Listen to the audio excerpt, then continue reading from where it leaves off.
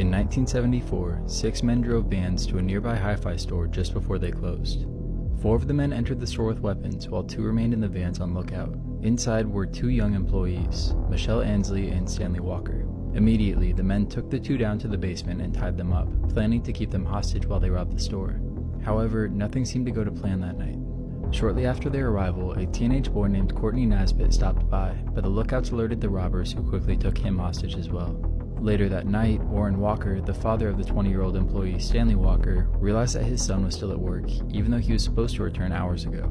Since he was close by, he figured he'd stop by to ensure that everything was okay. Courtney's mother Carol had similar concerns and arrived at the store shortly after. Once again, they were both taken down to the basement and kept as hostages. Due to the high number of hostages, one of the robbers decided it would be best to dispose of them before any further issues arose. He exited the store and grabbed a brown paper bag from his van before returning to the basement. Inside was a bottle of Drano, a drain cleaner made from highly corrosive chemicals. He filled a cup and passed it to the hostages, forcing them to drink it. In an effort to get them to cooperate, he told them that it was simply vodka mixed with sleeping medications. However, once the hostages' mouths started to burn and blister, they realized that this was a lie. The robbers then tried to tape their mouths shut with the Drano inside, but due to its highly corrosive nature, the adhesive didn't work. They realized that this was becoming too much of a hassle and decided to use their weapons to end the lives of the hostages. But after a few minutes, they realized that one of the hostages, Orrin Walker, was still alive. Growing more and more frustrated after trying multiple methods of ending his life, one of the robbers brutally forced a pen into Orrin's ear. Figuring he was sure to be dead now, they packed up the vans and left. Police showed up later that night and found a couple of the hostages still alive, including Orrin, although they suffered injuries that would affect them for the rest of their lives. The next day, a detective was investigating the scene, making sure to show off each piece of evidence he found to the crowd watching him. Police realized that every time he did this, a couple of men in the crowd seemed to react erratically, causing them to be brought in for questioning. These men were Dale Selby Pierre and William Andrews, who were both currently enlisted U.S. airmen. After questioning some of the men at their base, they also took in a man named Keith Roberts, but the other 3 robbers were never convicted. If I didn't know this was a true crime case, I would think it was a disturbing horror film. On the morning of the 7th of October 2022, a barefoot woman was running around Excelsior Springs, Missouri, bashing on people's doors. Witnesses describe her looking like she came straight from a horror film and she was calling for help. She'd been beaten, held captive, and SA'd for weeks. The woman was a shocking sight. She was covered in injuries and was wearing a bin bag. Disturbingly, she was gasping for breath as she had a very tight metal collar locked around her neck. It was a nurse who opened the door to her and let her come in. The nurse started to call police, and at this point the woman panicked. She warned her that the captor would kill her and claimed that he had killed her 2 friends. When police got there, the woman explained that a man called Timothy had captured her the month prior. He'd been holding her hostage this whole time. She said he'd been keeping her locked in the basement and had been SAing her. Disturbingly, she told police that he actually had a young son who lived at the house with him. When Timothy had taken his young son to school the one day, she used it as her opportunity to escape. Police made their way to the home of 39-year-old Timothy Haslett Jr. and found the property did in fact have a basement like the woman described. Timothy was arrested and is facing 9 charges, including first-degree kidnapping. He's being held on a $3 million bond and faces 5 life sentences. Before his arrest, police were actually called to his address 3 times. Twice they were asked to do welfare checks, and this was from an employer and also family members. Police have searched his home with cadaver dogs and they haven't yet released what they know. This terrifying case will teach you to always check if you've locked your front door. This is the horrific case of the Allday family massacre. It was the 14th of May 1974, and for the Allday family living in Georgia, it started as any other. The family consisted of Ned, aged 62, Aubrey, aged 58, Jimmy, 24, Mary, 25, Chester, 30, and Jerry, aged 34. That morning, the same as any other, the men got to work early on the farm and Mary went off to work. Jerry's mum started making the men some lunch around lunchtime, and they came at around midday, ate the food, and then went back to the field, unaware of the horrors that awaited them. Now, a little bit of a backstory now for context of what happened next. A teenager named Carl Isaacs had been in trouble for most of his early life. He'd been in and out of foster care and been in trouble with the law. He was arrested in 1973 for theft and was put in prison. Now, he had an awful time in prison initially. He was actually SA'd by a group of inmates for 8 hours. So he ended up getting transferred to a prison in Maryland where his half-brother actually already was. His half-brother was called Wayne, and when the pair were reunited, they started plotting a prison escape. They also decided to include their friend George Dungy, aged 36, who was in prison for a minor non-violent crime. On the 5th of May, all 3 of the men, under the cover of darkness in the middle of the night, decided to sneak out of the bathroom window. They laid low in a nearby forest, and the prison decided not to inform police as they were probably quite embarrassed. It made them look really bad, obviously. And also they deemed these men as non-violent criminals and didn't think that the public were in any danger. Now, they couldn't have been more wrong. The trio started by stealing a car to get around and ended up going and picking up Carl's brother, Billy, who was only 15 at the time. The 4 males then decided to all go on the run together. They headed south where they planned to rob someone because they didn't have any money or food. They broke into a home but were actually disturbed by the neighbour, which was 19-year-old Richard Miller. Instead of fleeing, the men kidnapped Richard and drove him to a wooded area. There, they executed him and dumped his body. On the 14th of May, they were once again looking for a house to burgle. They spotted Jerry and Mary's trailer in a secluded location and decided to check the locks. The trailer was open.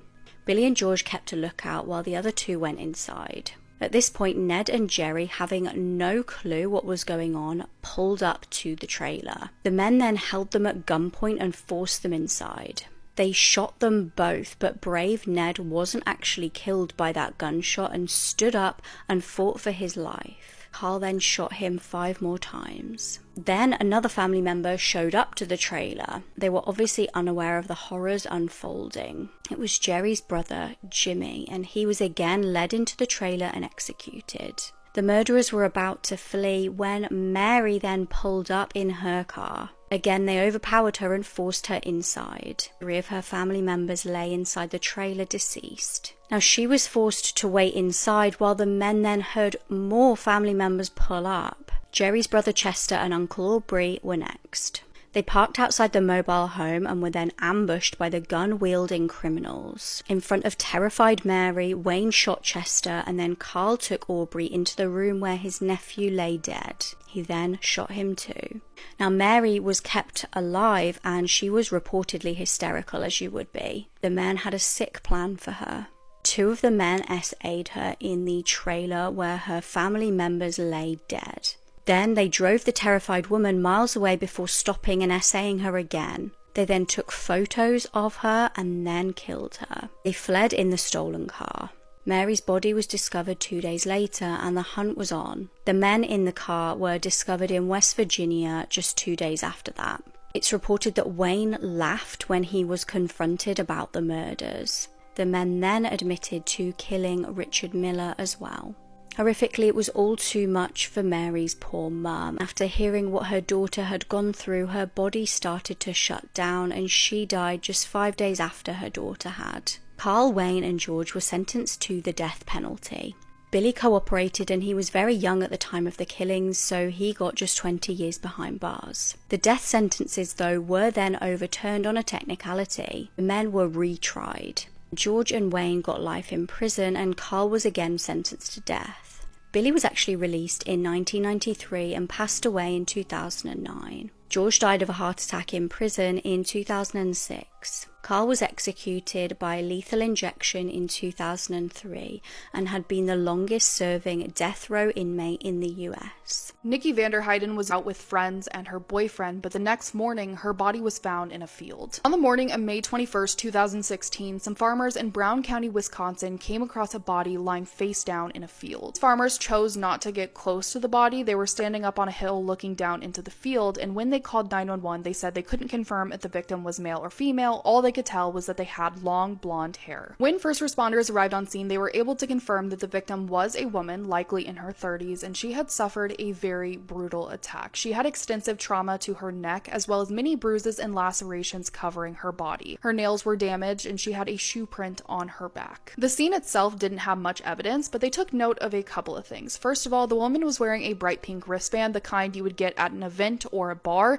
They also noticed a set of tire tracks, which went from the road area all the way out to where the victim was found. These tire tracks did not match any of the vehicles or equipment the farmers were using, which made it possible that they came from the vehicle driven by whoever left this woman's body in the field. About an hour after this woman was found, another 911 call came in, and it was from a man named Doug Dietrich, and he was calling to report that his girlfriend, 31-year-old Nicole Vanderheiden, who also went by the name Nikki, hadn't been seen since the night before. Because of this relatively small time frame that all of this was happening, along with the fact that no other women had been reported missing at this time, investigators were quick to theorize that the victim they found was likely Nikki. A little bit about Nikki, like I mentioned, she was 31 years old and she had a zest for life with a great spiritual energy. She really lived her life to the fullest and found joy in things like fitness and outdoors. She had a lot of friends. Everyone who met her always felt drawn to her. She was just a beautiful person inside and out. She was very hardworking, and above all, she was a devoted mother. Nikki had 2 children with her ex-husband and then another with her current boyfriend, Doug Dietrich, the man who was reporting her missing. When officers arrived at the home that Doug and Nikki shared, even though they thought the woman they found in the field was Nikki, proper identification hadn't been done yet. They were still working on that. And if the woman they found was Nikki, investigators wanted to speak with Doug and get a better understanding of why he was reporting her missing, what he knew, and how he was acting about the entire situation. Doug told investigators that the evening started off with Nikki and himself along with a few of their friends at a local bar called the Watering Hole, and it was supposed to be a fun evening of drinking, listening to live music.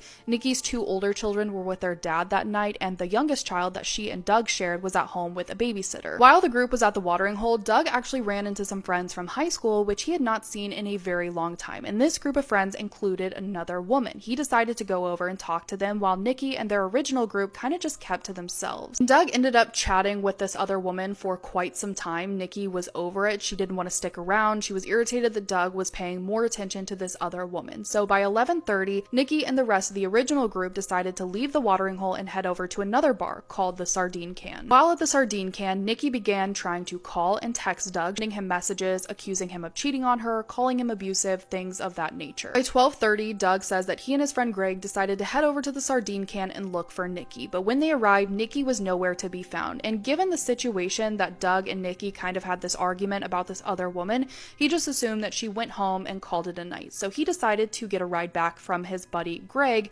and left his car at the bar. But when he finally got home, the babysitter was still there and she hadn't seen or heard from Nikki. Doug decided to just go to bed, hoping that Nikki would come back when she was ready, but Nikki never made it back. After he gave his version of events, investigators asked Doug what Nikki was wearing, and that is when he mentioned the pink wristband that Nikki had gotten from one of the bars, which to investigators furthered the idea that the woman they found was Nikki. Given the fact that there was an argument between the two of them, Doug was taken down to the station for a formal interview where he was informed that the woman they had found that morning was likely Nikki, and Doug was in shock. He seemed to be distraught. He did allow investigators to search his phone, which they confirmed that he had been texting Nikki throughout the night. She seemed to be upset, but what really raised red flags was her mention that Doug had been abusive, and this was confirmed when Nikki's mom and sister came forward to share that Nikki had confided in both of them that Doug had become physical with her and had even hit her. The woman found in the field was eventually identified as Nikki, and an autopsy confirmed that her cause of death was blunt force trauma as well as strangulation. In total, she had over 200 injuries to her body, indicating a very violent and brutal attack. There was some evidence to suggest that she had been SA'd, and the DNA that was taken from Nikki's SA kit did come back with a partial male profile, but there wasn't enough DNA to make a complete profile. Just a few days later, an officer who was driving down the road about a mile from where Nikki was found came across several discarded items, which included clothing, shoes, as well as a purse, cell phone, and ID, all of which belonged to Nikki. Because the last place Nikki was seen was at the Sardine Can, investigators were able to obtain security footage which placed Nikki at the bar with some of her friends. He seemed to be happy, but at one point she was sitting outside with some of these friends and she seemed to be upset. She was on her phone, and it was later confirmed that based on the timestamps of the messages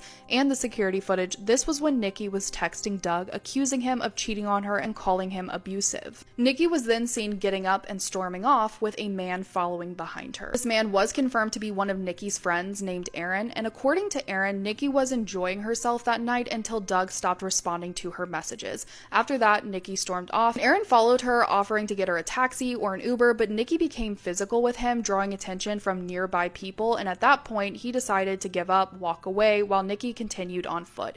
And many people at the bar were able to confirm Aaron's story, ruling him out as a suspect. Now fast forward to the security footage of when Doug and Greg arrived to the sardine can. It was very noticeable that Doug did not seem to be concerned that Nikki wasn't there. Instead, he sat around drinking until he left around 2:15 a.m. and this contradicted his original story that he left because he couldn't find Nikki. Things were not looking good for Doug. If this wasn't enough, it was also found that an ex-girlfriend had filed a domestic violence claim against him, which never resulted in charges but further indicated that Doug had a history of violence towards women. When Doug and Nikki's home was searched, there was a lot of what appeared to be evidence. There was blood on the floor in the garage, blood and dirt in Nikki's vehicle. There was also a shoe with blood on it that had the same pattern as the print that was found on Nikki's back. Nikki and Doug's neighbors even came forward to say that while they were mowing the lawn the day after Nikki was found, they came across some blood on the curb by the sidewalk, 2 pieces of a phone charger, and clumps of blonde hair. This was all very telling, and it was apparent to investigators that the front yard was likely where Nikki was killed. Now, Doug was arrested, and investigators thought that because Doug had left his car at the bar and due to the blood and dirt in Nikki's car, Doug had killed Nikki in the front yard, then drove her body out to the field she was found in. However, much of this evidence that investigators had against Doug stopped adding up when GPS from Nikki's car showed it had never left the garage that night. Location data from Doug and his buddy Greg's phone also confirmed their stories, and the crime lab could not link any of the DNA found on Nikki to Doug or Greg. They still had an unknown male DNA profile. As for the blood found on the shoe and the garage floor, it wasn't even human. It likely came from a turkey that Doug had hunted and butchered in the garage, and the blood and dirt in Nikki's car came from one of her children. And quick interjection here, the kids were not harmed. It was believed the kids had maybe hurt themselves at one point and tracked blood and dirt into Nikki's car, and that's why it was there. Investigators also collected a Fitbit that Nikki had bought for Doug, and he had been wearing it on the night that Nikki was killed. The Fitbit indicated that Doug was sleeping between 2:45 and 6:30 a.m., which lined up with his story. Doug was released and cleared of any involvement, which brought investigators back to square one. In August of 2016, the crime lab finally got a hit from some DNA on a sock that Nikki was wearing when she was discovered, and this DNA belonged to a man named George Birch. George Birch was not someone who was known to anyone in Nikki's life. He really was just this random dude. And investigators learned that on June 8th, just a few weeks after Nikki's death, George had been interviewed about a hit-and-run accident. And this story is kind of confusing, but from my understanding, this car that George had been driving was loaned to him by a friend that he was staying with, and the car itself was located and it had been abandoned and destroyed by a fire. During the course of the investigation of this hit-and-run, George told investigators that he didn't abandon his car, it was likely stolen. To try and prove that he was not involved in this accident, George offered up some text messages from the night he claimed the car was stolen, which just so happened to be the same night that Nikki had gone missing. He said that these messages were between him and a woman he met at a bar, so after hearing this, investigators on Nikki's case decided to locate this car, and they compared its tires to the tracks found at the scene, which were a match. Using George's phone data, investigators were able to place him at a bar just down the road from the sardine can on the night Nikki died. His phone data also placed him at Nikki and Doug's house around the time it was believed Nikki was killed, and then again at the field where Nikki's body was found. So George was definitely the guy and was arrested and charged with Nikki's murder, to which he pleaded not guilty. At his trial, he took the stand and said that he and Nikki met at a bar, then he took her back to her house in his car. When he got there, the two had sex, and then out of nowhere, someone who he identified as Doug came over to the car and hit George over the head with a pistol. He killed Nikki, then forced George to drive Nikki out to the farm and dispose of her body. This theory was quickly disproven with the Fitbit activity, which indicated that Doug was asleep in the home while Nikki was being attacked and killed in the front yard. Prosecutors theorized that in the early morning hours of March 21st, Nikki, who was upset, left the sardine can and ended up in another bar down the road, the same bar that George was at, and the two probably talked, and George offered her a ride home. When they got to the home, George assumed that this was some kind of invitation for sex, But when Nikki declined, he attacked and killed her, then drove her body out to the field and threw all of her belongings out on the side of the road. George Birch was found guilty of murder and was sentenced to life in prison without the possibility of parole. This little girl was kidnapped by this man who said that he was the chosen one by God and God wanted them to get married. If you haven't already heard of the kidnapping of Elizabeth Smart, then just buckle up, settle down, because this is going to be a wild one. Elizabeth Smart was only 14 years old when she was kidnapped. Up until then, she was living a really great life. She had a great family. She lived in a nice big house in Salt Lake City, Utah. Her family was Mormon, and religion was really important to her family and to Elizabeth. It was June 5th, 2002. Elizabeth and her younger sister, 9-year-old Mary Catherine, went to bed. The two of them shared a bedroom, and in the middle of the night, Elizabeth woke up to a strange man standing over her with a sharp weapon to her neck, and he told her, "Get out of bed, come with me, don't make a sound, or I will kill your entire family." At first, Elizabeth thinks that this is a dream, but she quickly realized that this is actually a living nightmare. She sees her little sister, Mary Catherine, in the bed next to her. She doesn't want to, scare her, have her whole family killed, so she complied with the man, and he walked her out of her front door. The man guides Elizabeth to walk up a nearby mountain where he already had a campsite waiting for her, and at this point, Elizabeth just tells him, "Please just kill me and get this over with." But he just gave her this really weird smile and said, "I'm not going to kill you yet." And it was around this point that Elizabeth realizes that she knows this man. She recognizes the man who has just kidnapped her. This man was Brian Mitchell, a total Jesus wannabe. He wore long white robes. He had long hair, long beard. He thought that he was a prophet, the chosen one by God, and that he was speaking to God. 7 months before Brian kidnapped Elizabeth, her mom and her younger sister were out shopping, and Brian came over to them asking them for some money.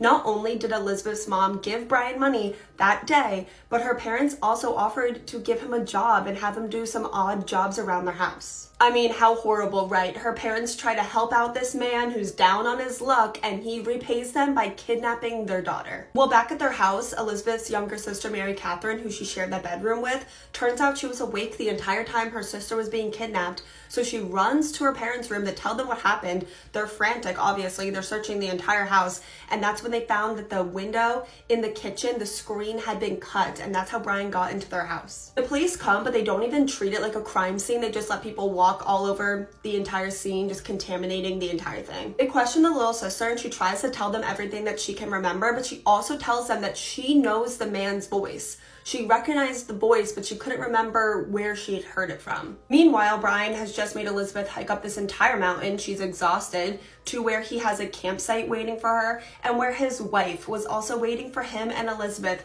Yes, this man is married to a woman who's just as messed up as he is. Her name is Wanda. She's also wearing a long robe. She has a headdress on. She makes Elizabeth undress in front of her and then put on one of the robes. Poor Elizabeth is just sitting on the ground and she's crying. Brian comes up to her and then performs some weird marriage ritual on her, and then tells her that she is now his wife. This is all part of God's plan, and Elizabeth is the first of many wives he plans on kidnapping, essentially, before he essayed her for the first time. Brian then tied Elizabeth to a tree on a 20-foot leash, and he would keep her like that for weeks and weeks, barely feeding her or giving her any water. And the entire time that she's being held captive by these total freaks, his wife, Wanda, is jealous about how much attention Elizabeth is getting. Like, she's jealous of this 14-year-old girl. Like, she wants to be there being held captive and being essayed by your husband. And after being kidnapped by these sick individuals for 49 days,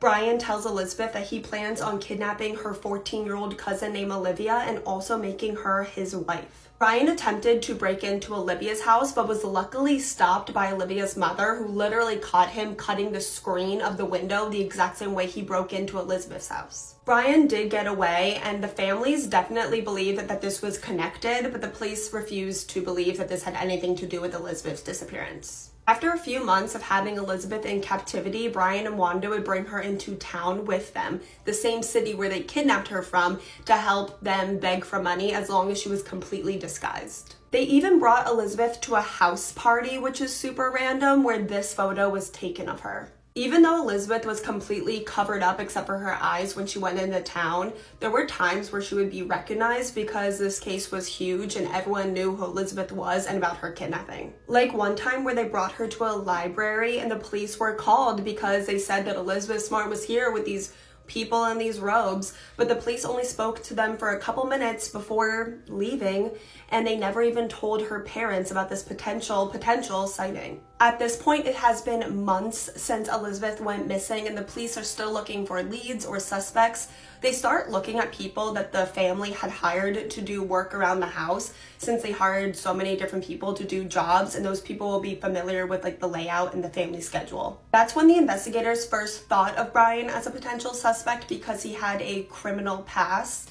But instead of looking for Brian to try and question him, the police became fixated on one suspect, a local handyman named Richard Reese. They had no evidence against this man, Richard, but they were convinced that he was guilty. They would interrogate him intensely. They ran this man's name through the mud up until the day he died of a brain hemorrhage. And the police were so convinced that Richard was guilty of not only kidnapping but killing Elizabeth, even though they had no body and no evidence that she was dead, that they actually tried to close the case when Richard died. Luckily, they didn't, and then one night, Elizabeth's little sister, Mary Catherine, was just lying in bed, and then it just comes to her. She remembered how she recognized the man's voice that had kidnapped her sister. It just came to her with no explanation. She runs, she tells her parents that it was Brian Mitchell that kidnapped her sister, the homeless man that they gave $5 to that came and worked on their house at one time. And I do not know what's up with the cops in this case, but at first they literally refused to release Brian's name and photo to the public to keep an eye out for this guy. He might have a connection to Elizabeth Smart's disappearance. But once they finally did release it, Elizabeth Smart was found 9 months after she had been kidnapped. 2 separate calls came into 911 that Brian Mitchell was seen with a young girl at Walmart. They surrounded this Walmart. Brian had Elizabeth wearing this really terrible disguise, I'm not gonna lie.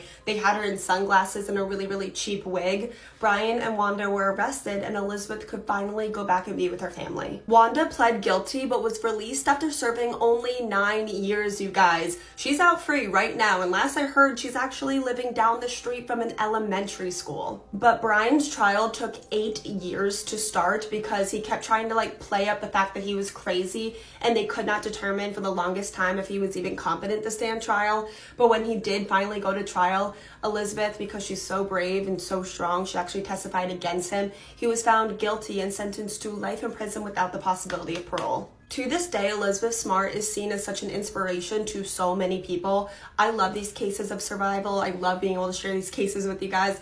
Elizabeth Smart is also a huge advocate for survivors of kidnapping and SA. And today you will be happy to know that she is very happy, and she's also a wife and a mother. Imagine doing something so morbid and so gruesome that your nickname becomes the Brain Eater, because that is what Robert Maudsley's nickname was. He was so dangerous they had to custom build a glass cell just to keep him away from the other inmates. Robert was born in Liverpool, England. He was the 4th of 12 children. The mom didn't really care for the children. She didn't care to love them or nurture them at all. And the dad.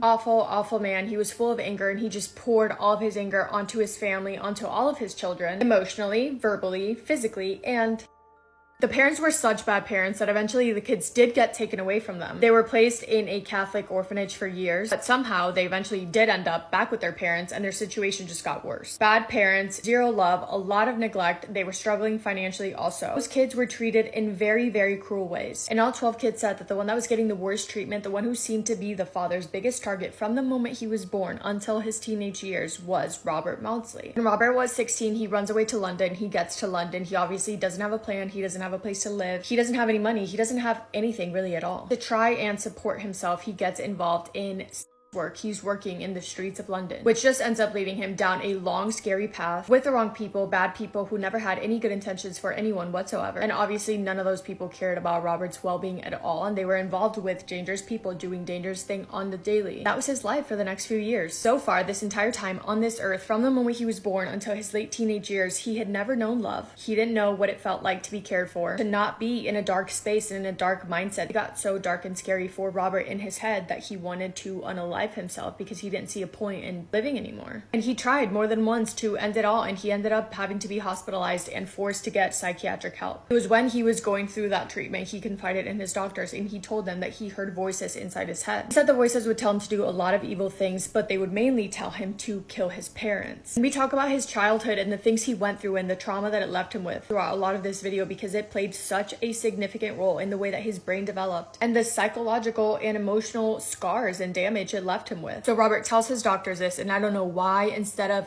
getting him help or at least keeping him there much longer, he was just let go back out into the streets to go back to what he was doing. He was managing on the streets until he was 20 years old when he met a man named John Farrell. John Farrell was older, he was in his 30s, and he had hired Robert before. He was a very wealthy man. After being his client for a few times, John asks Robert to basically be his boyfriend. He told him that he wanted to see him exclusively. They started to spend a lot of time together. March 14th, 1974, Robert and John are at John's apartment. They're just hanging out when John pulls out a stack of photos. He was really excited to show Robert the pictures, and when Robert saw the pictures, it triggered something in him, something dark that took him back to the way that his father used to treat him when he was a child. And he felt a lot of rage. Suddenly, John reminded him of his father, and he wanted to get revenge. So he picked up a piece of fabric and he strangled John until he was no longer breathing. Then he found a knife and used that to make sure that he was no longer alive. And then he saw a hammer across the room, and he grabbed that to double, triple check that John was gone. With all the force that he had in his body, he took the hammer to John's head. After the rush or the adrenaline or whatever you call that was gone, he realized what he did, and he was very conflicted on what he should do, but he eventually decided that the right thing to do was to turn himself in, to maybe, just maybe, get the psychiatric help that he needed. He walked to the nearest police station and he stood in front of the people at the front desk and he said, "I have just murdered someone and I need help." You'd like to think that that would be case closed, right? He murdered someone, he confessed, and now he's gonna get sentenced and charged for this. Wrong. Because doctors ruled that he was not fit to stand trial, that there was absolutely no way he would be mentally capable of going through trial. So instead of going to prison, he was ordered to go to a high security psychiatric hospital called Broadmoor Hospital. Broadmoor Hospital has a bit of a reputation. It was basically a place for the criminally insane, basically like an insane asylum but for criminals. And when Robert got there, he just kind of assumed that he would be getting the help that he needed, because again, he realized what he did was wrong. He knew it was wrong. He knew that you shouldn't be out there killing people, and he wanted so badly to get help. He wanted to get to a healthy state of mind, but Broadmoor did everything but that for Robert. There's a lot of mistreatment there, not only between inmates themselves but also between the staff. By 1977, Robert is 24 years old and he is made aware of a new patient called David Francis. David Francis was in there for doing horrible, unspeakable things to kids. Horrible things like the ones that Robert's father used to do to him. Robert hates people that remind him of his father. He thinks that anyone that has ever caused any harm to children does not deserve to be on this earth anymore. So Robert Maudsley enlisted the help of a fellow patient called David Cheeseman to get revenge on the new patient, David Francis. They prepare for this. Both Robert and David had been stealing silverware from the cafeteria, like spoons, and they would take the spoons back to the cells, sand them down with the concrete on the floor of the cells, I think, to shape the spoons into a pointy knife. Once they had their little weapons made, in January 26th of 1977, while all the patients were outside in the yard for the 1 hour they were allowed outside per week, Robert and David decided this was the perfect time to attack David Francis. They grabbed him from behind, they put the little makeshift knife to his neck and dragged him into a small storage room. I want to say it kind of looked like a shed. In that storage room, they would keep him there and do horrible things to him for the next 9 hours. They tied him to a chair in the middle of the room and did violent things to him until David Francis had lost his life. And this attack would be how Robert Maudsley got the name the Brain Eater, because when David Francis' body was eventually found, it had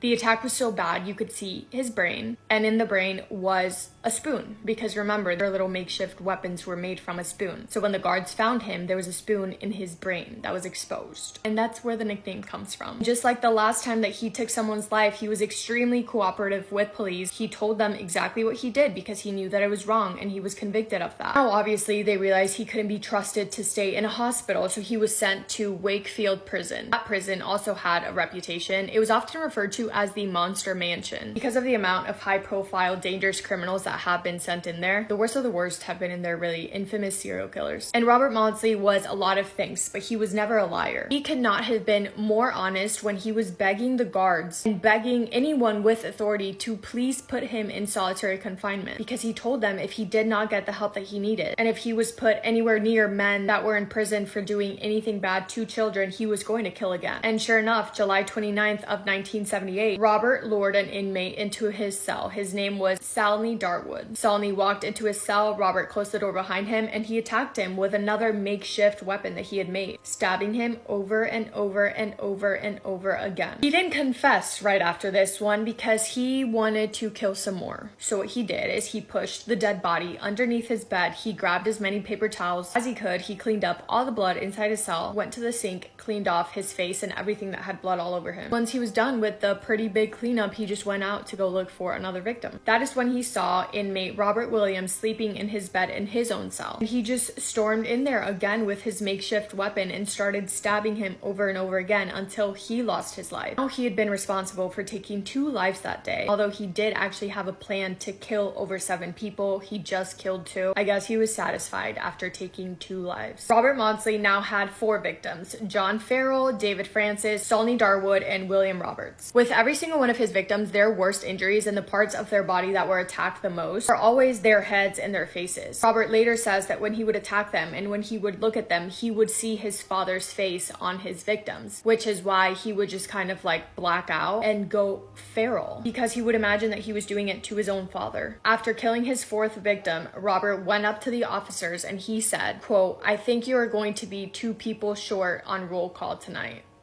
While waiting trial, Robert Maudsley was put into solitary confinement, but they needed to figure out what to do with him because they obviously couldn't trust him in any sort of hospital. They couldn't trust him in prison with the most dangerous people around him because he would just attack who he wanted to. And in trial, Robert's defense team and Robert himself explained that the reason behind everything that he had done wasn't because he was a violent person and he wanted to kill for the sake of killing. It was because he had so much trauma and he was so damaged from the way that he was treated as a child. And it just so happened that he showed that trauma through the worst kind of acts of violence. Robert himself in trial said, quote, "If I had killed my parents in 1970, none of these people would have died." Because Robert could not behave in a hospital and he could not behave in prison, in 1983, the solution they came up with to keep Robert away from everyone was to build a custom glass cell, a bulletproof, shatterproof glass cage that would be kept in the basement of the prison. That was their way to be able to keep eyes on him every hour of the day. Due to his history of violence, when he wasn't locked up in that glass cage and he was walking around, he had at least 4 security guards around him at all times. Robert is still alive. He is still in his glass cell. He's 71 years old now.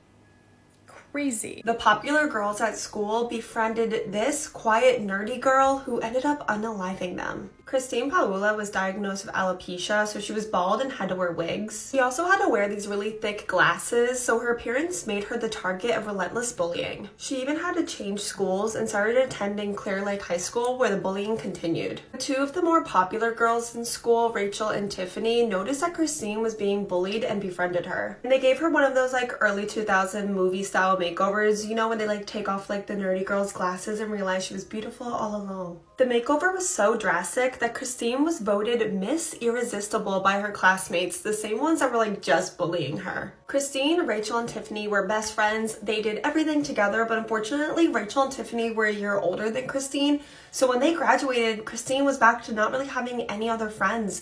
So she kind of fell into the wrong crowd. This is also around the same time that Christine started dating 21-year-old Chris Snyder. The two had like a really toxic relationship and started abusing hard substances together. And Tiffany and Rachel did not like their friend's new boyfriend. They like weren't into hard substances.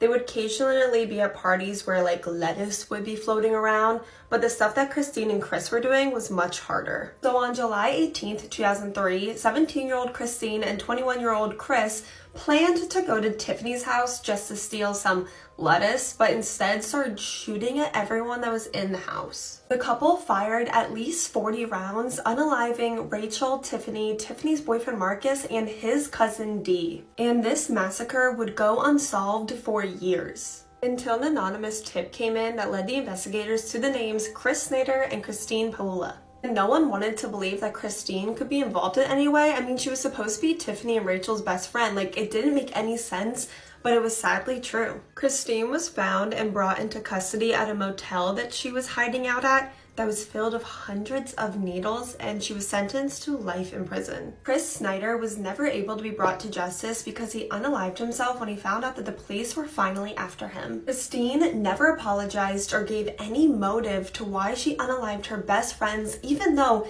Tiffany and Rachel were the first people to ever show her any kindness. Now it's widely believed that she was just bitterly jealous of them because of how effortlessly beautiful and popular they were. She was the only little girl missing in the area. Her family is walking around the fields trying to find her, and all they see are body parts upon body parts and more and more. Today's case does involve the death of a young child, so please, as always, take care of yourselves. If this is going to hurt your mental health or ruin your day in any way, please just don't listen to this. Take care of yourself, and I'll see you in my next video. Fanny Adams was the cutest little girl. She lived in Hampshire, England with her mother Harriet and her father George. She was the fourth youngest out of 6 children. Fanny was only 8 years old when her life was taken. She was described as an outgoing, intelligent, cheerful little girl, and she had a best friend. Her name was Minnie Warner, who lived in the same neighborhood. The two of them did absolutely everything together. August 24th of 1867, it was a hot, beautiful summer day. Fanny, along with one of her little sisters and her best friend Minnie, were playing outside right by their house. Really close to their neighborhood was an open fielded area that they commonly referred to as the flood meadow. Children from the neighborhood often went to that area to go and play outside. It was known to be a pretty safe and secure area. The girls asked Fanny's mother if they could go to flood meadow and play, and because the girls had completed all of their chores and done all of the housework, Fanny's mother agreed. On their walk there, the girls decided to take a shortcut through one of the fields, which is when they ran into 29-year-old Frederick Baker. Frederick was new-ish to town. He had lived there for 2 months. He had moved from Guilford to work. And he wasn't really a complete stranger to the girls. They attended the same church, so they knew his face. They had seen each other around before. He was talking to the girls for around an hour. They continued playing. He was picking blackberries from the field, and they were eating them together. They were playing. Frederick was watching them, which is creepy in itself. Fanny's little sister, Lizzie, and her best friend, Millie, decided that they were tired and they wanted to go back home. But Frederick, he did not want them to leave. He did not want them to go. So he offered Lizzie and Millie 3 coins for them to go away and go buy some candy, and then he offered Fanny 1 coin to go on a walk with him, but Fanny didn't want to. Instead of trying to manipulate Fanny and trick her into going on a walk with him, Frederick just picked her up and walked away with her in his arms, carried her away while Lizzie and Millie were just watching it happen, and they watched them disappear together. Lizzie and Millie immediately run back towards the neighborhood, and they stop at Millie's house to tell the mother what just happened, that this older man took Fanny away from them in front of their very eyes. However, Millie's mother didn't seem to think that it was a big deal at all. For whatever reason, she was not concerned really. I guess reason being that it was the 1860s. The world back then was not like the world is now. Things like that did not happen, especially in that town. They didn't have to worry about murder and crime and kidnapping and abductions the way that we do now, because it just didn't happen back then. Millie was also 8 years old at that time, and Lizzie was only 5, so when they told the mother and she wasn't worried, they saw the mom not really reacting, and the girls thought, well, I guess it's not that big of a deal. If the mother isn't worried, then we shouldn't be worried either. So the girls just continued to play at Millie's house, leaving no one worried for Fanny, let alone no one looking for Fanny. Around 5 p.m. that night, 5-year-old Lizzie starts making her way back home. She gets home and the mother realizes that she's back alone. Fanny isn't with her. Lizzie was asked where her sister was, and she explained to her mom that when they were playing in the field, this man came up to them and just took Fanny. Immediately, the mom, Harriet, goes into panic mode. She runs over to the neighbor's house, Mrs. Gardner, and both women, along with Lizzie, start looking for Fanny. They're walking around the area and towards Flood Meadow when they run into Frederick Baker, and he was alone. Mrs. Gardner asked Frederick where Fanny was, and he told them that he has no idea, that he did see the girls earlier that day, but that he just gave them coins and money to go buy candy with, and he didn't know where Fanny was. She was probably maybe still buying candy out somewhere by herself. Frederick was known to be somewhat of a trusted good man in the community, so I guess when the women saw him, they saw that Fanny was not with him, and he gave somewhat of a reasonable explanation, I guess, not really. But that left the women feeling kind of stuck. They didn't really know what else to do, so they ended up just going back home. A group of neighbors got together along with Fanny's mother, and they kept their little search party going. Thomas Gates was a retired veteran who was now doing some labor work in the area, and that day he had worked in town. He was making his way back home. He was walking home, and he decided to take a shortcut through one of the fields. And what he ran into was vile. Thomas saw a human head stuck in between two poles. The head was missing an ear, and it had a smile-shaped incision from the mouth all the way back to both ears. Kind of looked like a Joker smile shape almost. When Fanny's mom heard what had been found, her heart shattered. There was only one missing person in the area, and it was her 8-year-old daughter. And now a head has been found exactly where her daughter went missing. That head was confirmed to be that of Fanny Adams. Her mother, Harriet, started running to town. She was going to go find her husband, George, and let him know what had just been found. But understandingly so, she was overwhelmed with emotions, having just found out the worst news she could have possibly ever received. And when she was running back, she just collapsed, frozen in fear and shocked with painful heartbreak. When George, Fanny's father, eventually did hear the news, he rushed home. The neighbors were able to calm him down somewhat before he set off, and police were now brought into the investigation as well. By that next morning, hundreds of volunteers and people from town had gathered with police to search for the rest of Fanny's remains. In that field and in surrounding areas, pieces of Fanny's clothing were found scattered around. It did not take long for people to start running into and finding different body parts all scattered across the field. They were able to recover her torso, which had been absolutely ripped apart in the most morbid way possible. They found parts of her legs and arms. Her feet were recovered nearby as well. Her heart was found alone, and her eyeballs were found floating in a nearby river. An incredibly gruesome scene. I can't even begin to imagine what her family and her parents must have been thinking. It makes my stomach sink and it breaks my heart. That is horrid. A witness also came forward and said that minutes after Fanny was taken, he himself saw Frederick Baker in the fields close to that river, and it seemed like he was trying to clean something off and cleaning blood off of his clothing. His hands were absolutely covered and soaked with blood. The remains were taken into police custody, and the cause of death was ruled as blunt force trauma to the head. William Cheney was the police superintendent, and he was a big part that took lead over the case. They already had a name of their suspect, a man who abducted Fanny Adams in front of her best friend and her little sister. There was really no mystery to solve. They knew who was responsible for this crime, so soon after, closer to 9 p.m., William, along with other officers, went down to Frederick's place of work to arrest him. Frederick was still there. They arrested him and took him back to the station for questioning. When they searched his person, on him he was carrying 2 knives, which were believed to be the murder weapon. But even after finding that on him, Frederick maintained his innocence, saying that he had absolutely nothing to do with this. Blood stains were found on Frederick's clothing. It seemed like he had done a very poor job of cleaning the blood off of his clothing. When he was asked about the blood on his clothes, about the knives that he had, and about Fanny Adams, Frederick said, quote, "Well, I don't see a scratch or cuts on my hand to account for the blood," still holding on to the fact that he was claiming to be innocent. When authorities searched Frederick's house and further searched his place of work, they found his diary. And in his diary was honestly the only evidence that they needed. Frederick had written in his diary, with the day dated, an entry that said, quote, "Killed a young girl today. It was fine and hot," end quote.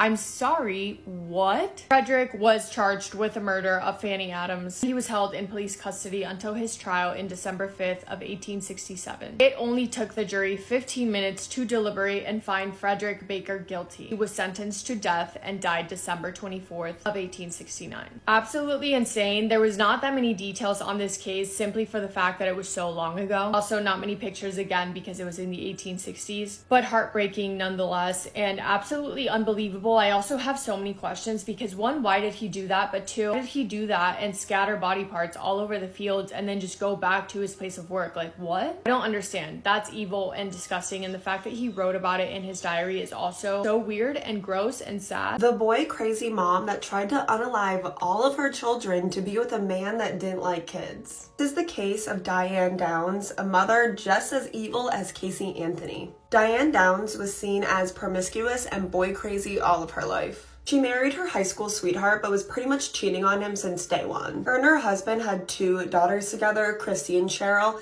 Diane also got pregnant 2 times from the affairs that she was having.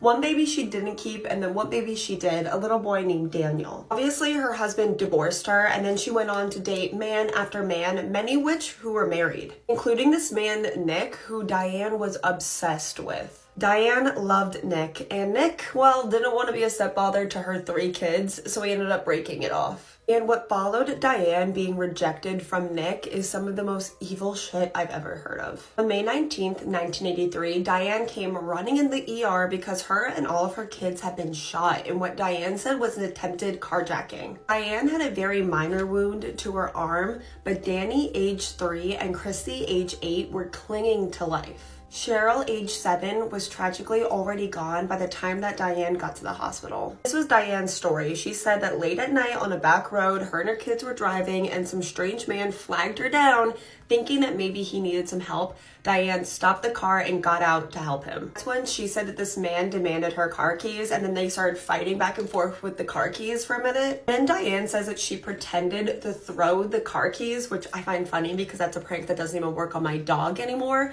But while the carjacker was going to find the keys that Diane pretended to throw, she was able to drive away, and at some point during all of that, the carjacker had shot her and all of her children. So Diane's story doesn't really make any sense. Also, she didn't really seem upset and was also making like really inappropriate jokes. And that guy Nick that had just rejected Diane was publicly saying that he thought that Diane shot her kid so he would be with her. And pretty much since day one, the police and the public thought that Diane had to be involved. Diane tried to do a bunch of TV interviews to try and clear her name. She was really defensive about people suspecting her, but it did not help her at all. It only made people suspect her even more. Thankfully, both of Diane's other children ended up surviving, but 3-year-old Danny was left paralyzed from the waist down, and 8-year-old Chrissy had suffered a stroke, which left her in a really bad condition. But Christy was able to write down that her mother had shot all of them, and Diane was arrested. And this is gonna drive you guys absolutely crazy, but Diane came into her trial extremely pregnant. I'm not sure why anyone would choose to sleep with a woman who's being very publicly accused of trying to unalive all of her children, but it's believed that Diane purposely tried to get pregnant to get like some sympathy with the jurors. Obviously did not work. She was found guilty, and that baby was adopted by another family. To this day, Diane maintains her innocence and sticks to her story. She was found burning in the backyard of an abandoned home, and 6 years later, her family still has no answers. Today we're discussing the case of 20-year-old Melissa Runnels, and I so desperately want to speak about this case because I truly believe that someone knows something. On June 15, 2018, authorities in Indianapolis were called to a garage fire at an abandoned home. A neighbor had called it in, and it appeared that it was just that, a small garage fire, until authorities announced they had just found a body burning in the backyard. Because the body had been burned so badly, it was difficult to determine on scene who this victim was or really any information about this victim. It wasn't until the autopsy that 1 or 2 fingerprints were recovered. Somehow they remained intact after the fire, but this allowed the victim to be identified as Melissa Runnels. Melissa was 20 years old. She had recently graduated early from Kaplan College to become a nursing assistant. She had her own apartment. Melissa was doing really well for herself, but unfortunately the last 7 months of Melissa's life she had been battling with addiction. Melissa had been diagnosed with bipolar disorder at the age of 8, so recently she was off of her medication and self-medicating with drugs, but her mom really tried hard to get her some help, get her into rehab, get her back onto medication. And that is something that Melissa's mom has been very open about, that Melissa was self-medicating with drugs and had unfortunately gotten involved with a bad crowd. So that morning, when Melissa's mom is sitting outside her house and she sees her son pull up with a trail of police officers behind him, she falls to the ground because she assumes that Melissa had died from some kind of overdose. But what they tell her is something so horrific, and I can't even begin to imagine the pain that this mother felt in that moment. Police tell her that Melissa had been shot multiple times, and whoever did this to her concealed her body with debris. If that wasn't enough, they came back to the scene hours later and set fire not only to the garage of the home, but also to Melissa. Things left with Melissa's body, and the only items her mother had to hold on to were some jewelry and a $20 bill that was inside of her pocket. Somehow this $20 bill did not burn. I do believe she was fully dressed, however those clothes she would have had on would be completely destroyed by the fire. Her purse and cell phone were missing and have never been found to this day. It was pretty clear that Melissa had been the victim of homicide, and because of that, police obtained a search warrant to break down the door of the home where Melissa was found. And this house was abandoned. It had been empty for over over a year and a half. Police don't find anything inside the home, but they do find several unnamed items that they believe could be linked to this investigation. What those items are, we have no idea because they have never been released. Later on into the investigation, when Melissa's family hires a private investigator, he actually goes into this abandoned home where he finds evidence that it was likely a spot where drug activity was going on based on the finding of needles scattered throughout the home, which could indicate why Melissa would have been at this home, because her mom said she believed Melissa's death could be drug related. However, just because you are possibly running with the wrong crowd does not make you any less of a victim, and that's why I really want to get this story out there, because Melissa's mom has had such a hard time trying to get people to cover this case because they believe it was drug related. No one deserves to be shot multiple times and then set on fire, because whoever did this needs to be put in prison, because who's to say they won't go on and do it again to someone else. The only information that her family really has comes from the day before her death, and that is the last known sighting of Melissa being alive, and that was by a friend who dropped her off at a house. It's unclear if it was the house she was found at, but Melissa was supposed to come back outside, and when she didn't, the friend just left. Sometime after this, Melissa's mom receives a text from one of her friends that basically says, "This is a message Melissa wanted me to give to you." And in this text, it's supposedly Melissa saying she thought she was going to die, that she loved her mom, and she was sorry for how she lived her life. Of course, this is an alarming text. However, it wasn't a message that said, "I'm in danger, someone is going to kill me." It was more like, "I'm going to die. I'm sorry for the life I have lived. I love you," which at the time could be written off as she knew her lifestyle would eventually get her killed, and if she does die from this lifestyle, she is sorry and she loves her mom. But all we know, and her family knows 6 years later, is that Melissa was found in the backyard of a home, burning. She had been shot multiple times. Her body was covered with debris, and about 5 hours after she was shot, someone came back to the home and set her on fire. Being shot and burned is such a heinous crime that no one deserves, and one of the most important things to remember in this case, whatever Melissa was dealing with in her life does not mean she deserved to die, especially in the way she was killed.